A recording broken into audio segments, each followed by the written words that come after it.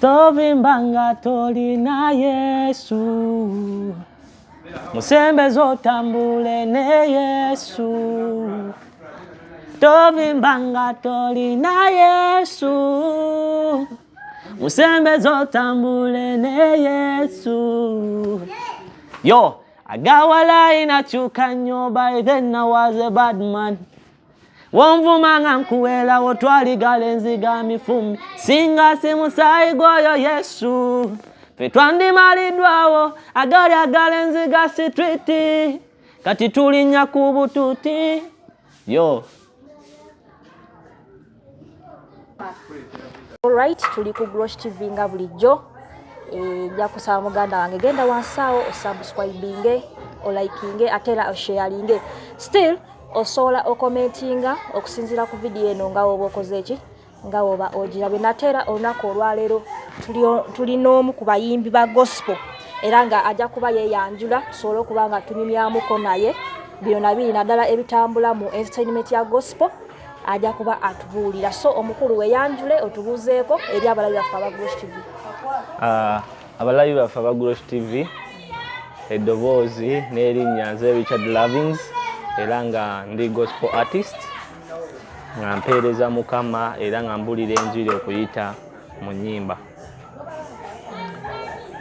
Omuntu yandyetaaze okumanya Richard Lovings asibukawa gemanya gafa amatuufu? Kakati erinnya lyange ettuufu kwagala Richard, then nakyusaamu bukyusa bwe najja mu industry, then nenteekako Lovings. Loving kitegeeza kwagala. Just nenteekako Lovings. So nze Richard Lovings oba kwagala Richard. Nja kusaba ofokasinga ennyo mu kamera wali basobola okuba nga balaba face yo. Richard Lovings bingi ebizze bitambula mu entertainment naddala mu gospel. Bingi ebizze bitambula nga tugenda kuba tunyumyamuko kino nakiri. So ojja sooka otubuulire ground wano endongo ya gospel etambula etya? Endongo ya gospel ku ground just kulemezaamu kyolina omumanya kuyiriba nnyo kubanga olaba Uganda oba kale ensi yonna era ogenda olaba nti abantu abawuliriza nnyo gospel music batono okusinziira ku billions ze tuyina. So kitegeeza olina okuba waliwo enjogera ya ghetto, manze nava mu ghetto, olina okufata. So gospel music naffe tufata ku ground, tufatira ddala okufuna results ennungi olina okufata. Richard Lovings musajja mulokole. Richard Lovings musajja mulokole eyalokoka kuba mpulidde ogamba nti oli mwana wa ghetto. Yalokoka mu 2018. It's a long story. Naye to cut it short, nva mu kyalo nga biganye wa mama is a single mother Madugomba. Era oba nawe oli awo ng'ova Madugomba maana kutomedde nnyo ke kalo kange gye nzaalwa kati ngenda olaba ebyokusoma biganye. Awo nno ndi mu senior 3 nga ndaba buli kimu kyesibye ng'ate nze first born nga ndaba my brothers and sisters, my siblings beetaaga nabo education nenga maze kasa ntuseeko wentuuse kankiddukemu ate bato bange nabo bafuneko kakisaako.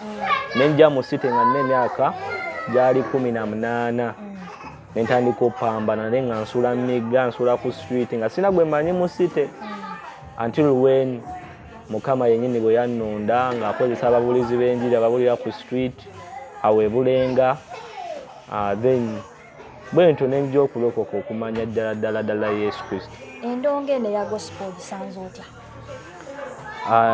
Gospel music is really good and more especially kubanga sagiyingiramu oba lwa binyumo, sagiyingiramu oba lwa nti kugigwamu bugwi oba nga nina kyembala. Just I was called to serve nga mpitira muziki kubanga nze we nali nga sinaba kulokoka nawuliranga nnyo omuziki ogwo. Mpulira nnyo music wasachulanga osobola mu mbeera n'owulira oluyimba ate ne lukukyusa oba ne lubaako kye lukutuma okukola. Tegeera olwo bayimba mbu ate weguba mwenge gunywe ebiki kati n'ogamba sigwe gwatta mange naye nogaaka ngende waliko mu mbeera bwetyo ey'okubanga okozesa ebiragalalagala era embeera eyo ogivaamu otya? Kati nga nkyali ku streets nizo okugaa ku streets ze nali mbaddemukko nga sinaba kulokoka. Byasooka wenajja mu tawuni motoka zansulawo Busega kati ne mbeera nga ndi stranded nga ngamba oba kati nzire ku Kyeno nga simanyi noba kijana Nateete nga oba kati nzire ku Northern nga nayo simanyi oba Northern oba nzire Bulenga nayo simanyi. Nempulira ekingamba dde eno nenkwata eri Bulenga kati ntandika obeera kuseeguyawo mu migga nga mwensula. Nenfuna ganga y'abaana nga bana banywa njaga babba bana bakuba mabaala mwabo mwalimu abadansa ne batandika okuntwalanga mu kuzina mu clubs nga tuzina mabaala nga tugenda Kibuli eyo nga tugendeyo Bukoto like nga tukuba nnyo ebbala era nze gwolaba obulamu bw'ebbala na bulimu nnyo emyaka nga 2 Miramba kwesatu nga just ndi mu bbaala omwo. Twogereko ku bigambo ebitambuzibwa ki ekiganya endongo ya gospel kubanga etambula okusinga eya secular? Nze according to my point of view endongo ya gospel etambula n'etambula mpola. Buzibu ki? Ebimu ku biziganya okutambula nti abasinga bayingira gospel music nga tebamanyi ki kye bayingiddemu. Tegeera. So ate n'abaana abamu abayingira gospel baba bamanyi oba ebintu bigenda kuba byakaseerezi oba wulira gospel everything for free baba bamanyi buli kimu Mukama yasasula. My dear, Mukama yasasula but it takes a certain thing okubanga music wabako watika kuba tosobola agenda ku TV kazibe z'abalokole waliwo TV ezosasula okupulayinga music wo. Yes naye nga z'abalokole nga z'abasumba waliwo radio z'abasumba naye nga you first pay. Ogamba TV z'abalokole tezisupportinze gospel music? Si zonna mulimu ezisupportinze waliwo ezitannaba.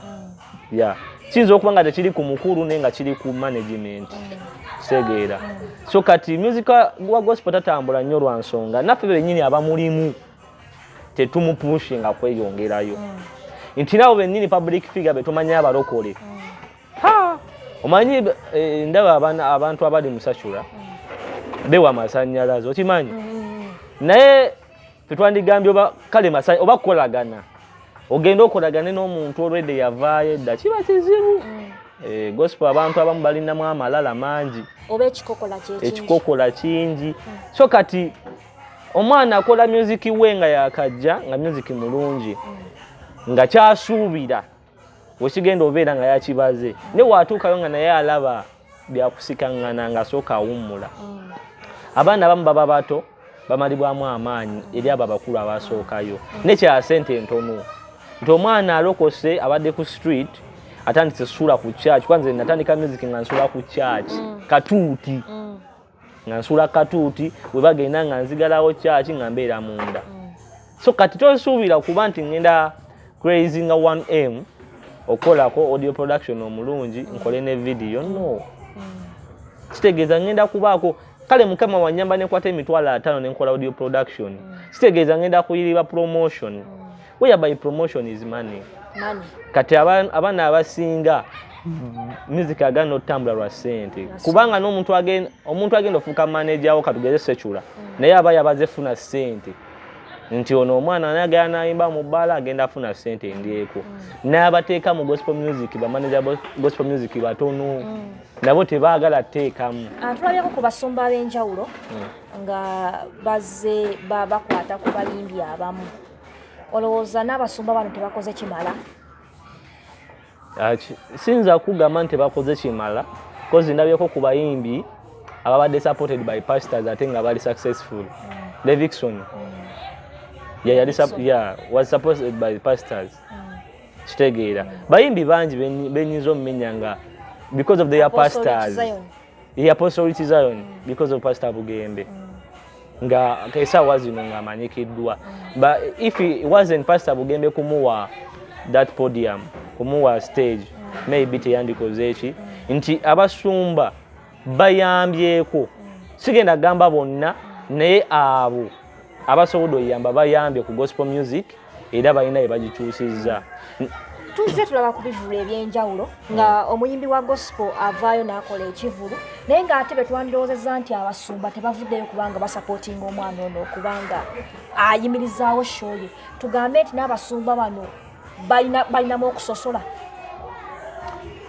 No, sometimes kankireete bwe nti goyinza oteeka concert yo maybe nga wayise under the administration nga maybe administration erina ekintu ekirala ekiraninga kitegeera kati kiringa nze kukola concert naye nga tulinayo kyebayita ghetto church tubonge ate nga bikontano babiri okitegeera so nga we need money for the ghetto church charity ate nga we need money for the concert maybe sometime abasumba bo basupporting akabayimbi half free oba abamu abaabo oba abamu abaabwe kuba gwoba olina kyosuubira omusumba oyinza ogamba musumba engeri gyemulabamu ayinza okunsasulira ekifo n'ebyuma naye nagamba ngenda kuwayo $200 so abasumba bamu bayamba nti kati naye ekyo kye bayambye omuntu gwe bayambye ayinza olaba nga tekimala. Yes. Oba nammwe mususse okubanga muyimbira mu makanisa gano ate nga muyimbira bwereere nti omuntu eyandibadde asula ssente okujja mu concert akulabe aba akulaba mu kyaki almost buli sandi kati abatalaba kyanjawulo nnyo kyoba ogenda mugattako ku concert oba nabwo obuzibu buli awo. Kyenyinza okugamba it's not bad okuyimbira obwereere wantu because we are called to serve. Yeah, because we are called to serve and if you wotagenda kuyimba mukama waba kusindise ngaliwo someone who is going to be helped by your song sibwe kino okuba nze ngamba nti genda oweereze ate era mukama yatandika omulimu mugwe mwesigwa alina ogumaliriza woteeka concert nga mukama agirimu eggwa and never successful lwakuba abayimbi abasinga wa concert ziflopinga abasinga bakopa outside abasinga bakopa bannabo baze bakola previous concerts kale abasinga abamu bakikola to get money nti man muno omwaka ngangu tandise na yala kankoleyo ka concert wano ka star ekifo kya bwereere tulina sound impitewo buli omu 5 fune ku sente nkoleyo ka video newe obanga we wadde obudde ne webuza ku mukama osokola successful concert.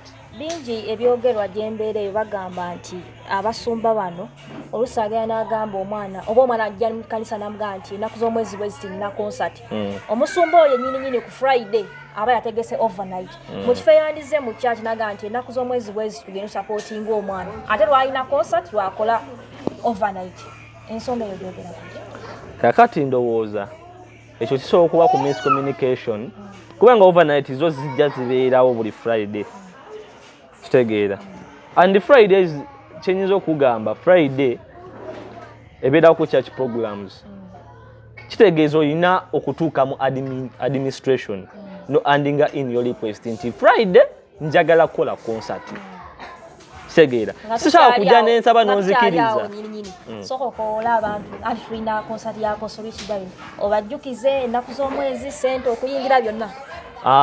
Firstly ngenda kubeebaza abonna bonna bali ku Glosh TV erinnya n'eddoboozi Richard Lovings era nga ndi muweereza ku Gospel Horizon Islam Ministries tuli wano Nansana mu Kibwa era ng'omusumba wange Apostle Richard Zion oyinza okuba tomumanyi bulungi naye kankujjukizeemu yakuba akayimba okuli Salvation yakuba akayimba ne Pastor Lugembe omusaalaba kuba naye wooli wetaaga Yesu yakufirira ku musaalaba azenga ayamba abaana bangi era alina home alina n'obuweereza so this time alina concert koli farm in Nansana egenda kubeera nga 10 May okuyingira $200 $5 VIP n'emmeeza akadde kamu tubadde bannange nze nganze mbakowoola wonna we muli obanga wawulirako ku music wa Apostle Richard Zion nakublessinga obanga olina kyo gyobaddeeyo oba ku TV n'omulengera nakublessinga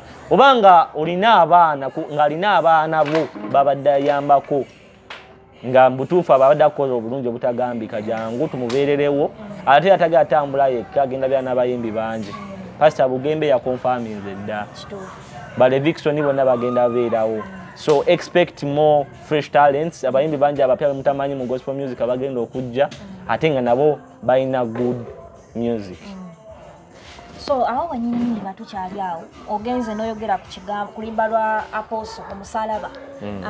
Concert ya Alien Skin wagiraba? Concert ya Alien Skin nagira ku social media. Nagira ku social media but I wasn't there. Calligraphy gwe yakozesa okujja kati nga gwe omusajja omulokole ekyokujjira ku musalaba eno afuwa gwe ng'omusajja omulokole nza kyogera. Kyenyinza okugamba nti manyi buli muntu asobola okukola ekintu ku bubwe nga lowooza kimuyisaawo so ng'ate ng'oludda olumu kibaako gwe kityoboola oba kibaako gwe kinyiiza. Kyenyinza okugamba ebya Alien Skin tebyansanyusa bye yakola cause kubenga toli nnyo mukkiriza nnyo waliwo ebintu byalaba nga tebisaanira oba ovodde Mukama. Usegeera kati nze naye sinabalokoka naye nga nti manyi omusaalaba era nga wengulaba bwe nti ayana kayimba ke yakubye lwakanirabidde taito yaako naye ng'era yagidde mu byambalo bya Yesu ng'ataddeko omusalaba kali awo bwe kati lwakwa taito sinaba kubanga ngikwata bulungi naye still yafulumiza oluyimba mu kintu ekyo kyennyininyini. Olowooza kuno si kutyoboola ddiini? Kansuubire ayinza okuba akikola mu butamanya naye wabanga akikola mu kumanya kuba kutyobola sina kutyobola ddiini kuba kutyobola Yesu Kristo. Okay kyandibadde mu byambalo kubanga tewali kyambalo kigamba kino kya Yesu naye waliwo omusalaba Yesu yakomererwako and on the cross many people bawonyezebwa era balokolebwa ku musalaba. So kati bw'odira omusalaba n'ogunywerako enjaga kati fenga fe tuyinza obutakunenya naye that's a battle between you and God. Ekyo saa kiyingiramu nnyo naye ye Katonda tewali bamoki nga Katonda ne basigala nga bayinaayina kyenyinza okugamba. Entalo mbasumba abamu nno tebalina na ntalo just social media yebikuliriza ebisinga. Naye oyinza okusanga ng'oli aga gundi alwana n'ono ate n'obasanga bali friends. Nga bali kyekimu. Nga bali kyekimu. Because nze nali mpuliddeko nti gundi takolagana ne gundi ate ne mbaako wentuuka nga bali good in good terms. Yes. So Baby Gloria wamulabye? Baby Gloria namulabye nalabyeko post because mu followinga. Bampropose nze kyenyinza okwogerako ebisigadde sibimanyi nnyo. Naye it's good okuba ng'oli proposed because muweereza. And wobeera muweereza ng'oli like social media abantu abasinga nza notuuka ne bagamba kiki ng'oluddewo basi ebibuuzo biba bingi naye abaana ba social media balina omugambo mungi. Waliwo omwana yagenze mu comment section n'agamba kigambo ekyo naye nga abadde atuusiza emyaka emituufu egy'okubanga akola ekintu kimu. Baby Gloria tuzze tumulaba ng'akula ng'akuba obulango ng'ayimba ennyimba ez'abaana abato. So abantu abamu bagambye naddala abakyala abakulu kuba yesterday twabadde mu lunaku lw'abakyala abamu bavudde ne bagamba nti fenga baana kazadde abaafumbako oba abazaalako tulaba omwana ono yadifuuka single mother oba yanditomeranga kwe twakola ki. Kati nange ngenda buuzayo ekibuuzo omwana omuto oyo w'emyaka emeka? Ndowooza ali tugambe below 18. Below 18. Baby Gloria alina emyaka emeka? Ali above ali 21 or 22. So kati wabanga ali 21 22 ekimyaka gya muntu mukulu. And it's not about years okuva nti ogenda afuuka single mother. Era bangi abatandise obufumbo myaka 4 na ending up nga single mother. Ate bangi abatandise obufumbo myaka 19 20 era n'abanga ne kati ali mu maka afumba. So tekiri ku ekyo. Wabanga yakyagadde nga bakkiriziganyiza it's good. Era nze congs to you dear. Kirungi okwelekerako dikka concert. Concert olaba bangi bambuuza ekyo ekibuuzo nekyenyinza okugamba sinaba kutegeera nnyo concert nnyo ebya concert sinaba bitegeera nnyo. So funny na when you go to my handles ennyimba ze naakata because n'ennyimba nnyingi eziri already done naye ngenda ntaako ennyimba ezimu naakata ennyimba 3 nina oluyimba lwengenda okuta this next week olwokuna waliwo n'endala ze twamala ziringa mu 5 so I have many songs.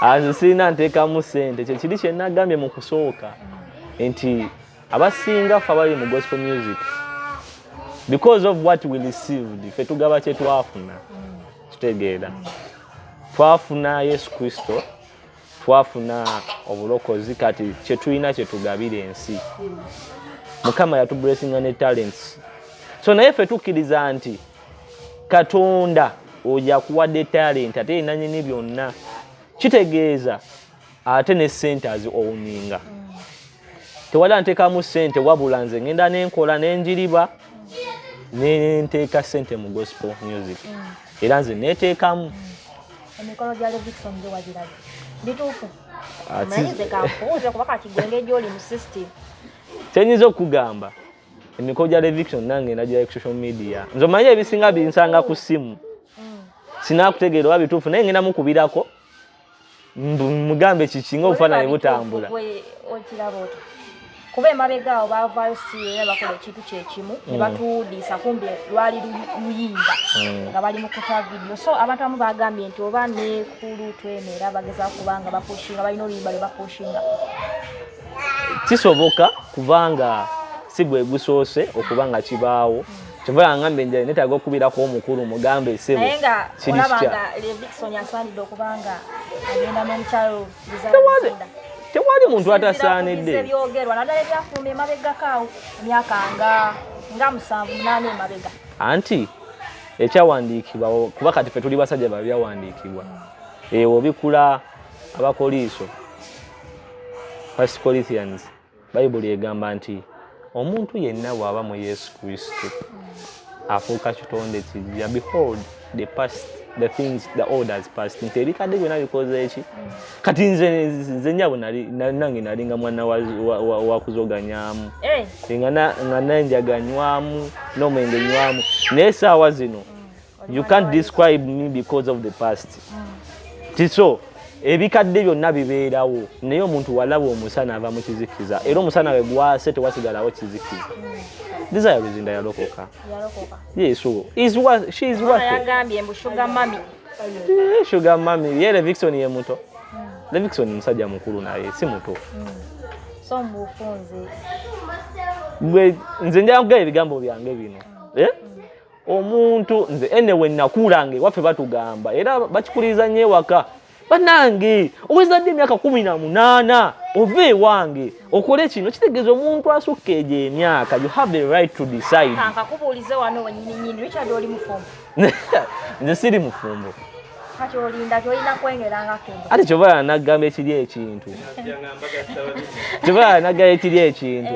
Enti nze wenfuna omukyala ne muleeta mu bantu ne mwanjuya ate gwe tolina kungamba nti situuse kati nze nanyini mukyala mba mulabye era akaseera we kanaatu nze enyinza okumanya anjagala gyali era ali mu kwegayirira asaba agenda ku lusozi okunfuna abasajja tebatera kwogera bakyala baabwe oba kubatumira oba kwogera kyenjogedde okitegedde nti nze nina ebisaanizo byoyo agenda ku lusozi okusaba era nga gamba Mukama gye bali naye sibamanyize nga nze sirina gwe njagala kati olwokuba papa waali kati ate papa aliwa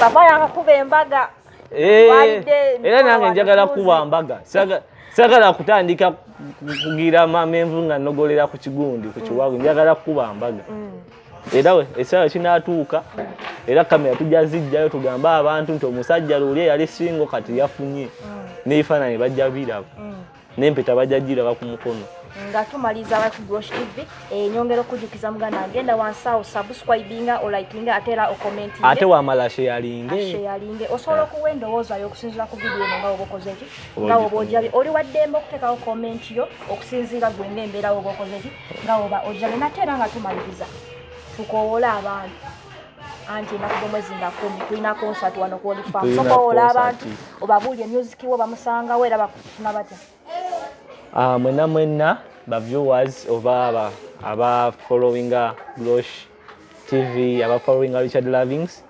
Richard Lovings a Ugandan based gospel artist. I'm a vocalist, instrumentalist era nga ndi writer. Nakuyimbira kayimba ke bagamba nti tovimbanga toyina Yesu obanga ondaba nga mbutufu towulirangako ku bigambo bye ngenda kugamba kati.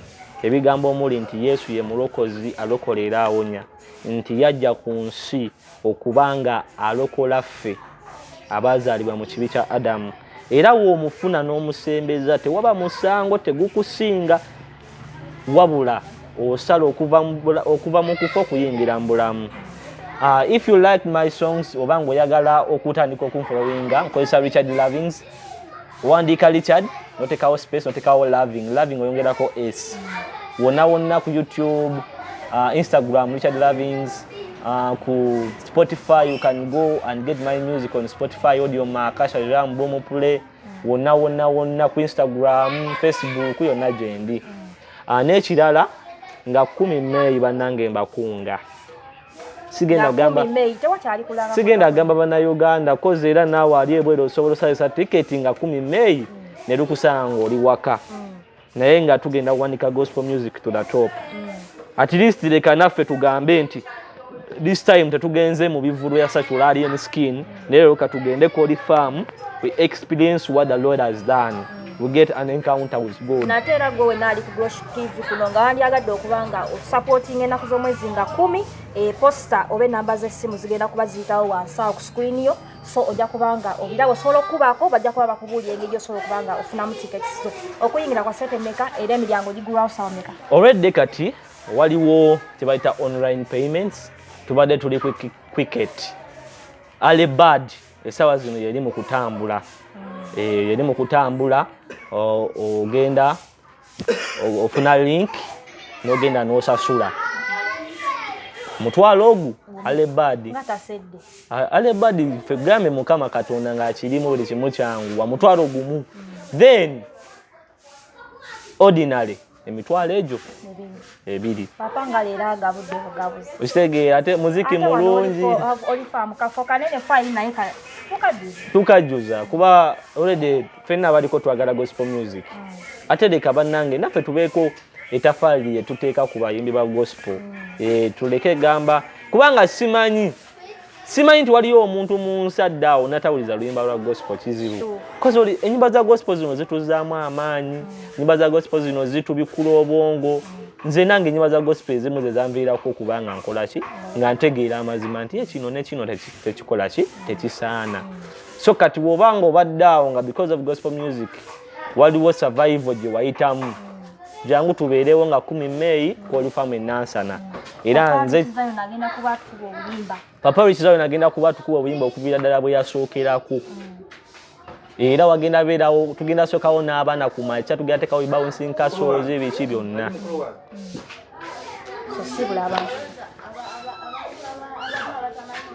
So omuntu yenna atamanyi Olifamu esangibwa ku Oyima Road, obanga ova mu tawuni olega lumu Oyima Road, oba akava wa Pastor Bugembe otambulako katono, oba ova e Kampala ku mukono gwa ddyo Olifamu esangibwa.